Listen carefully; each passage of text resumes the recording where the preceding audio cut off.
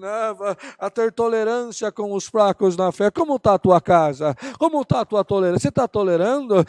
Teu filho está fraco, tua filha está fraca. Em vez de você abrir a tua boca com um conselho de pai, conselho de amor, conselho de pacificação, já abre a tua boca. Olha, se você continuar nesse caminho, vai acontecer isso aqui. Se você continuar assim, olha, lá na frente não sei nem o que vai dar. E você se esquece que um dia eu mandei a palavra e disse que a tua boca era a minha boca. Então não amaldiçoe quem eu abençoei. Quando for aconselhar alguém da tua casa, aconselhe, mas termine sempre com palavra de misericórdia. Olha, filho, esse caminho não está certo, mas se você continuar por ele, pai, vai continuar orando a Deus para que a misericórdia de Deus te abrace, que nada te aconteça. Sabe, filha, não é bom fazer isso, mas se você olha, filha, o que dá a mãe fazer, o que dá o pai fazer? Continuar orando, para que lá na frente o Senhor possa te abraçar com misericórdia.